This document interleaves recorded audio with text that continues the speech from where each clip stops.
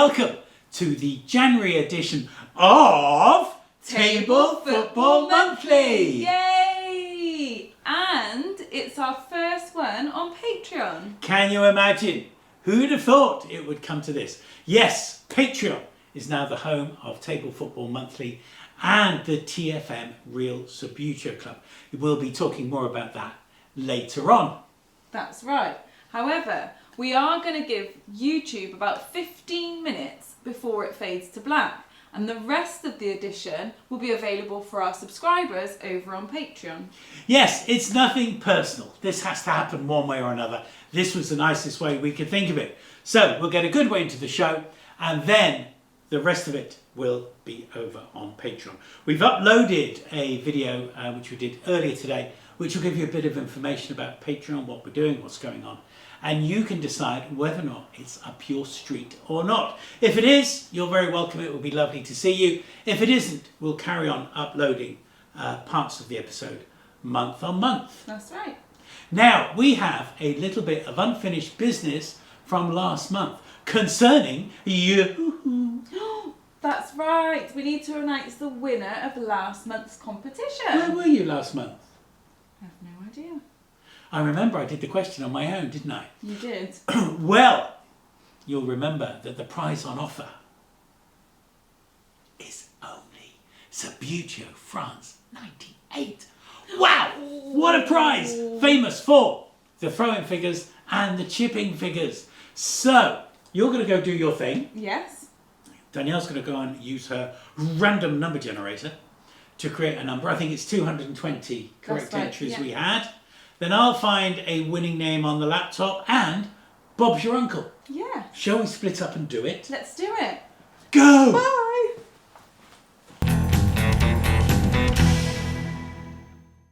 Last month, Keith asked you which famous watch designer created and designed the watch for Marie Antoinette. 220 of you answered correctly with Breguet. I'm going to use my random number generator, put those numbers in, and then over to Keith to find out which one of you has won. Good luck. 0 to 220.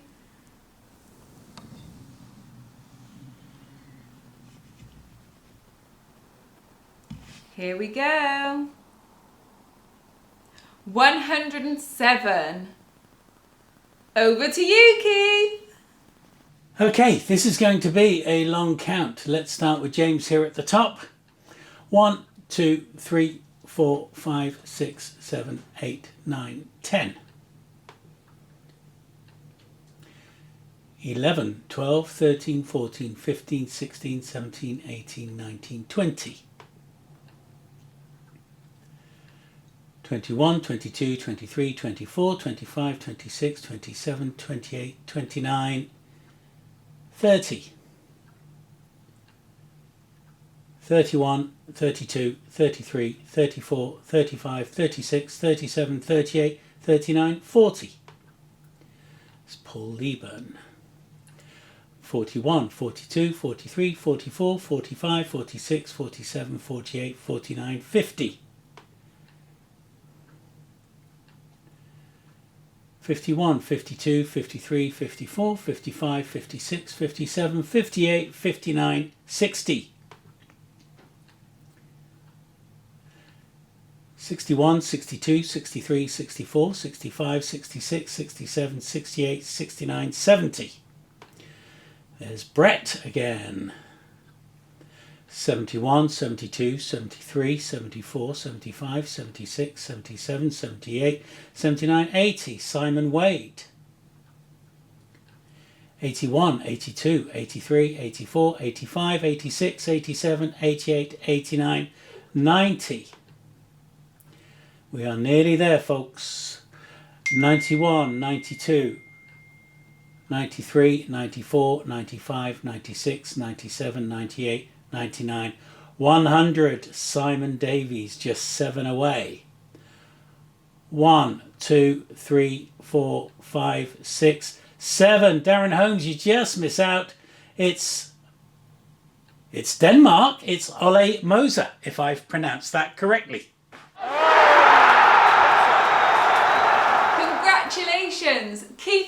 contact with you in the next couple of days. Enjoy! After 2.5 years of producing Table Football Monthly, I'm in no doubt at all that this move to Patreon is going to cause a hiccup. And I fully expect our numbers to drop quite considerably. But for me, it's not about audience numbers. Patreon gives us the opportunity to ring fence what we do. Ring fence it from keyboard warriors, social media mischief makers, and to give us a chance to focus on doing what all of us have been trying to do for the last 2.5 years, and that is increase interest in the hobby and fulfill our enjoyment of it. To those of you who have joined us on Patreon, thank you very much. Not only are you very welcome, we're very grateful. To those of you who don't wish to, I get it, and that of course is absolutely fine. If, however, you are sitting on the fence, I'm going to show you a short video about what we're doing on Patreon. It's not very long, and it'll give you some details as to how you can join, and if you want to, just for 1 month. And then, if you don't like it, you can cancel. There is no fee for cancelling, and we give step-by-step details on how you can do it. To those of you who've seen the video on our Table Football Monthly group page, I apologise, but it doesn't take very long. Hello, I'm Alex and I'm here to quickly guide you on how to sort this Patreon stuff out. So first of all, head to your search engine of choice and search for Patreon. Click on the website, and once you see the search bar, type Tabletop Years. It should be the first result that shows up. If it isn't, just search for the green logo. Once you click on us, you'll be redirected to our homepage, where you can see the tiers of subscriptions, as well as what you get with each one. Depending on how much you want to spend and what you want from us, pick your tier by clicking Join. You'll then be sent to make your own Patreon account, which you can do by entering your name, email address, and password.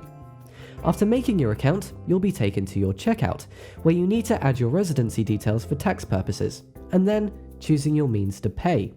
You can either use your credit or debit card, PayPal, or Apple Pay. It's at this point that we want to make clear that it will automatically renew each month. We don't want to trap you with monthly subscriptions. We'd much rather you'd pay for a month and cancel when you feel that you've seen everything that interests you. So once you've explored what we have to offer, feel free to cancel your membership by heading to Manage Memberships, which you can do by hovering over your user icon in the top right of the page, clicking Edit on the membership tier you've subscribed to, and then clicking Edit or Cancel Membership. It'll happen straight away and there's no cancellation fee. And there you have it.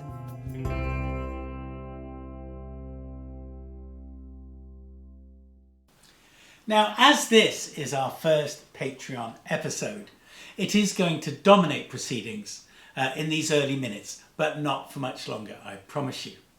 Now, when I announced we were moving across to Patreon and that we were forming the TFM Real Subbuteo Club, I received a few emails of concern. 3 of them came from the English Subbuteo Association, and I mention that because I want to clear something up. The emails were polite, don't get me wrong, and voiced worthy concerns about the fact that we might be forming a splinter group, that somehow we were going to fragment the community. Well, I want to stress that isn't the case. The ESA, as part of FISTF, focus ostensibly on sports table football. They also allow Subbuteo.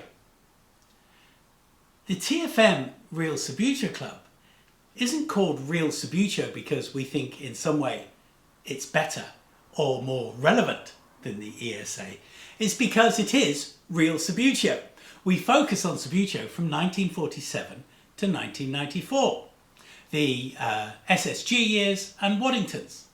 What we're interested in are the early teams, the early box sets, the accessories, things that formed part of that real game.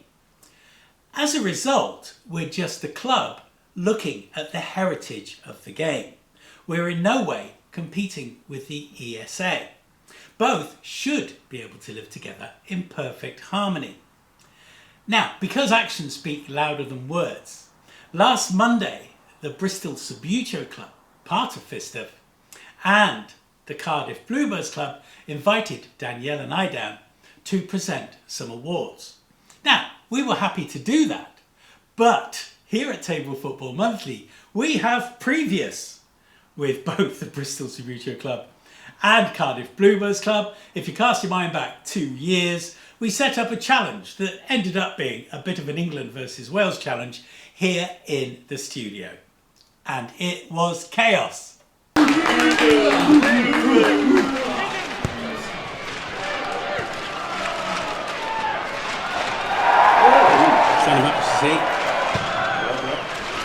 In the spirit of Christmas, we'll allow 3 points for that one, although it's dodgy. Can Matt make it 3? Oh no, it's off the post! Shot 2 for Aaron. He's taken a long run up. Oh, he's back. 2 out of 2, great goal. Right, final shot for Welsh John. Am I allowed to call you Welsh John? You are. Yeah, final shot for Welsh John. Don't want to put the pressure on John, but you need a goal. Good luck. And the same to you, Gavin. Go. Ready? Oh! Controversy on table 2 as Darren checks the paperweight is in the middle of the goal. But the only number that really matters is Bernard wins. 3-0 for England. And we found out there is a difference between the two teams. On the points front, Wales 12, England 12. On the goal difference front, England 17, Wales 15. For our first national challenge, England are pronounced the winners! Hooray! Chaos, total chaos. But what else can you expect when you have an England v Wales challenge? To be honest, I'm not even sure the end result was correct. But it was fun, that's the main thing. So when Danielle and I were invited down to the Bristol Subbuteo Club and Cardiff Bluebirds Club last Monday, we were delighted to go. The notion being we would present some awards. But as we know the guys pretty well and they're a lovely bunch of lads, we decided to stay for the evening and have a mooch about. It's an unusual midweek day out for Table Football Monthly this week. Road trip! It is a road trip. We have come down to Bristol. Now you won't know where, but it is the Bristol Manor Farm Football Club. But that's irrelevant. What is relevant is every other week the Bristol Subbuteo Club and Cardiff Subbuteo Club meet here for a bit of flicking. And tonight, It's big cut night. it is why you can hear it's so quiet in the background. Play has already started. The little beeps you can hear are the half-time equivalent of half-time whistles. Now we're officially here to do some presentations, but we thought what we'd do is peek over a few shoulders, watch a bit of action, talk to a few people, and give you the idea of what's going on. And in there, she was here. Just a minute. She was here a minute.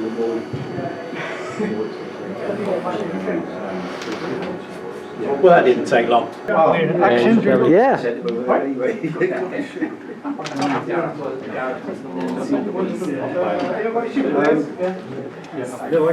Sorry, if I can just interrupt you for a minute. Yeah, sure, yeah. Stuart, I've heard it's your first night. Yes, that's correct, yes. Yeah? How did you hear about the club? I heard about it on Facebook actually. Oh, fab. And then I got introduced to Aaron. Yeah. And I spoke to him via Messenger and he said come along.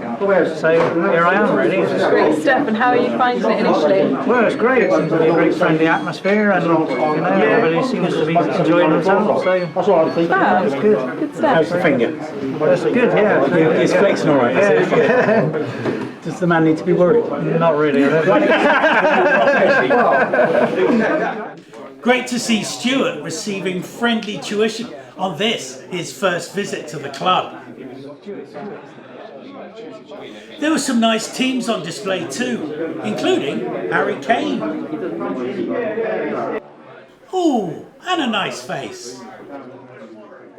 And the occasional weirdo.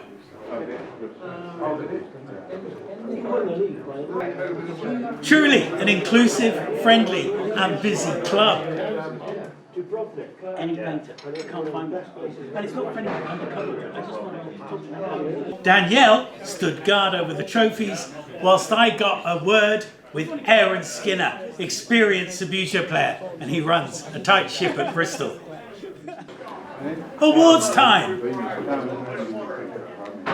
We're going to go for the runner-up in the Division 2 Cup. It is Gareth! There he is! There he is! My man, my man!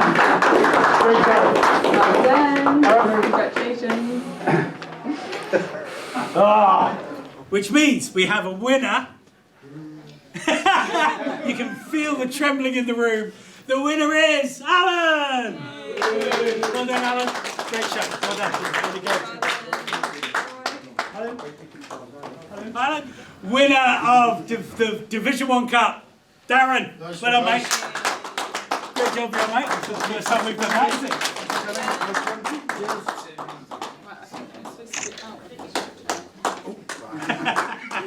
Nice one, guys. That makes the winner, obviously, Aaron. Well done. But again, I'm out like that.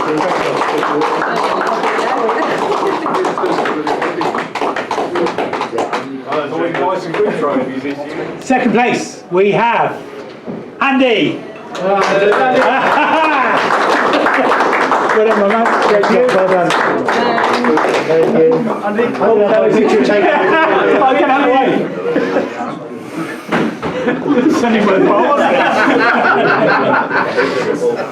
And our winner for Division 2 is Gavin. Sadly, we haven't time to show all of the recipients, but you can see for yourself how friendly and supportive the players are to each other. What a fabulous evening. Thanks for inviting us down, chaps. We really enjoyed it. The only failure in the evening was that Aaron and I planned to fit in a game of heavyweights, but with the filming commitments it didn't happen, but we are going to rearrange. Now, while we're talking about Subbuteo, one of the most frequent conversations that happens around the groups these days is, can table football ever compete with computer games, particularly FIFA? Now, I've played FIFA a couple of times, not very often. I'm afraid I get a little bit bored sitting at a desk playing with a console. But when I did play, it was clear why it is so popular. A global range of teams, stadia, leagues, players, management. You can even work on your own goal celebration. Well, if we Subbuteo types get a little sniffy about that, you may be interested to know that many decades ago, Subbuteo dipped a toe into the world of gaming. Now, I'm not really qualified to talk about that, but my son is. And over the Christmas period, he offered to do a little piece about it for me. But we didn't get time to fit it in to the Christmas edition. So here it is now. Subbuteo on the computer? Heresy! Hello and welcome to an even more interesting version of Table Football Monthly, presented by an arguably better looking host. And I think it's about time that we talk about tech. Now, chances are, lying around somewhere in your household, there's a game station or a Y box, and next to it, a football video game. There certainly is in my household. While I'm not really a table football kind of guy myself, I really treasure sitting in front of the box, playing a bit of FIFA, and thrashing Newcastle United 10-0 with every team in League 2, and of course, point them off heartily as I do so. And in between those bouts of hysteria, it got me thinking, just how far back do football video games go? And does the rise in video game systems coincide with the fall of Subbuteo's mainstream popularity? Well, only one way to find out. What better place to start then than the current big cheese, FIFA? EA Sports. It's in the game. It's been around for a long time, longer than you may think in fact. The first edition, FIFA International Soccer, was released in 1993 for the Sega Mega Drive, and it was a resounding commercial and critical success. In the last 2 weeks of December 1993, it sold over 400,000 copies in the United Kingdom alone, making it the 5th best-selling video game released in the UK that year, behind games like Sonic the Hedgehog 2 and the home release of Mortal Kombat. And the rest, they say, is history. 28 further titles in the main FIFA series have been released since, selling over 300 million copies all over the world. And a goal it is! They've nudged in front thanks to Coutinho. But we're not here to talk about FIFA. That's been more than well documented. We need to go even further back than 1993, so grab your TARDIS and set your coordinates to 1977, when video game systems were just in their infancy. Enter the Atari VCS, later known as the 2600. Granted, this thing looks more like a kitchen utensil than it does a games console, but its looks didn't get in the way of it becoming the best-selling Christmas gift in 1979, and by 1982, the most popular video game system in the world, selling over 30 million units before its demise in 1992. This model in front of us is a later variant called the Atari 2600 Junior, a budget console released in 1986 to compete with the new Nintendo Entertainment System. Anybody remember those guys? Retailing for just $50 at launch. And wow, you couldn't find a more 1980s looking design if you tried, could you? The console's best-selling games include Pac-Man, Space Invaders, Missile Command, Asteroids, and Qbert, half of which I don't own, and the other half I don't know how to play. But this is a football show, so that thankfully doesn't matter. What does matter is Atari's legacy to this genre of video game. You see, Pong, the godfather of video games, have been adapted to all sorts of different sports. Football, tennis, hockey, but the first licensed football video game is this, Pele's Soccer.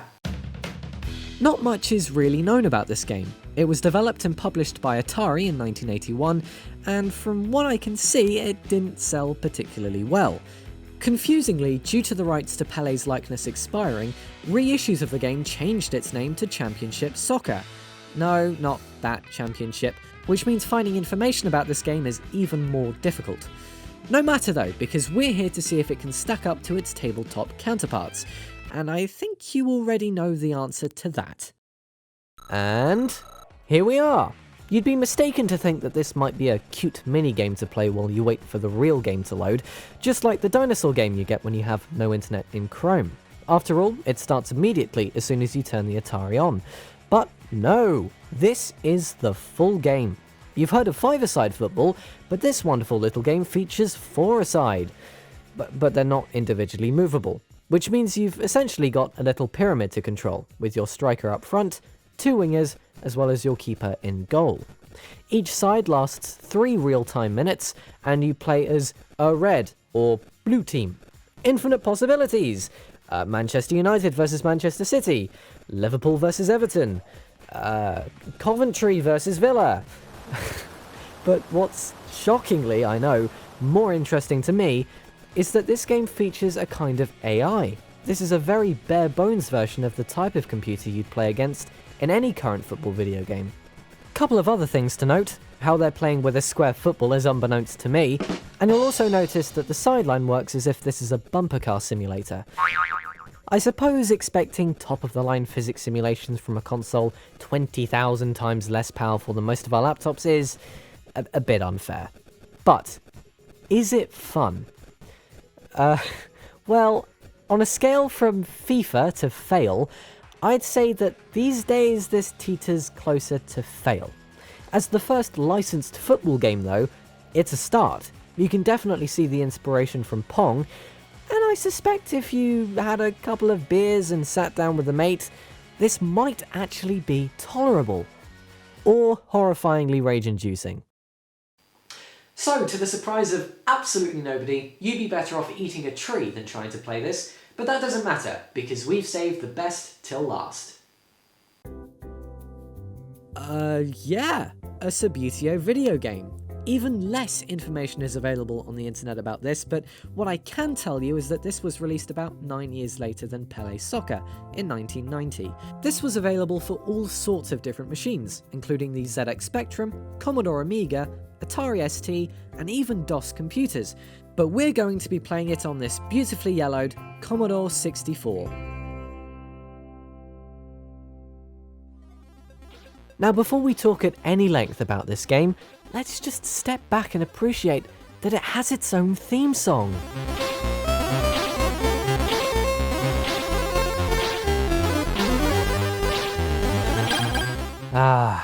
Nothing like some pixelated pop.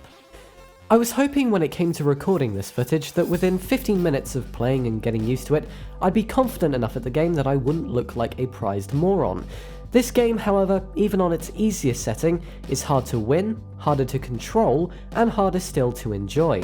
Any attempt at actually playing Subbuteo was thrown out of the window very quickly. I was grateful to just hit the ball. I'm not particularly savvy with the Commodore, so perhaps if you're used to the bizarre controls this game uses, your mileage may greatly vary, but stiff upper lip and all that, I tried my best with shocking results.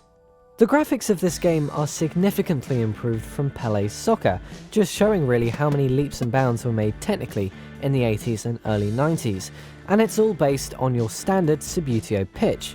Gameplay wise, surprise surprise, I enjoy the way Pele's Soccer plays more, because moving things around using just a keyboard with the Commodore is so sluggish and inhuman compared to just using your hands, and really wholly de-Subbuteofies the game for me. For this reason, it really feels like you can never immerse yourself in it that much, whereas with Pele's Soccer, there's always movement even if it isn't as technically good a game. Now, also unlike Pele's Soccer, we have to look at this from the age-old contested argument. Are video games better than their tabletop counterpart? The answer, you'll be reassured to hear, is no. This is not a fun game. In fact, I wouldn't hesitate to say that this takes away a lot of the enjoyment that you get from Subbuteo. I'm not particularly good at Subbuteo, and I certainly would lose a game against my dad, or Smithy, or even Danielle, but I find messing around, getting it wrong, and sometimes getting it hilariously right against a friend exceedingly more fun than just staring at the screen against an AI, and I say that as someone who really enjoys FIFA.